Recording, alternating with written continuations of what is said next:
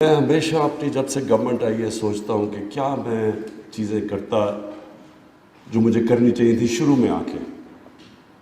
تو جو سب سے بڑی چیز کرنی چاہیے تھی، یہ جو پیکج آج دیا ہے، یہ مجھے آتے ساتھ ہی یہ بزنس کمیونٹی کو پیکج دینا چاہیے تھی.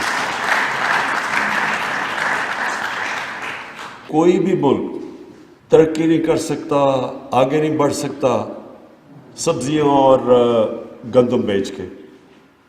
ملک آگے بڑھتے ہیں انڈسٹریل بیس کے اوپر، اور جتنی وہ انڈسٹریز اور زیادہ سوفسٹیکیٹڈ ہوتی جاتی ہیں اور ان کی پروڈکٹیوٹی بڑھتی جاتی ہے، انوویشن ہوتی جاتی ہے، اتنا ہی وہ ملک کے اندر دولت اس کی بڑھتی جاتی ہے.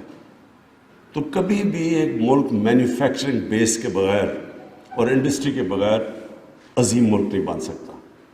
تو ہمارا ملک آج سے 50-55 سال پہلے بڑی تیزی سے آگے بڑھ رہا تھا.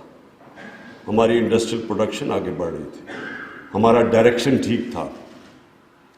اور بدقسمتی سے وہ جو 70s کی نیشنلائزیشن ہوئی، اس نے یہ جو ساری ہماری گروتھ تھی اور یہ جو ملک کی ٹریجیکٹری تھی وہ چینج کر کے رکھ دی. اور آپ یقین کریں ہم نے کبھی ریکوری نہیں کیا اس سے، کیونکہ ہمارے اندر کبھی سمجھ ہی نہیں. یہ جو ہماری گورنمنٹس آئیں وہ ڈیوورس تھی کہ ملک کا کدھر ڈائریکشن ہونا چاہیے اور گورنمنٹ کا ڈائریکشن کدھر تھا. یہ دو بالکل مختلف تھے. ملک تب آگے بڑھتا ہے جب ملک کے اندر ویلتھ کریشن ہوتی ہے. جب تک ویلتھ کریشن نہ ہو ملک کیسے بڑھ سکتا ہے آگے؟ گورنمنٹس ادھر آ گئی کہ وہ ویلتھ کریشن کے خلاف تھی.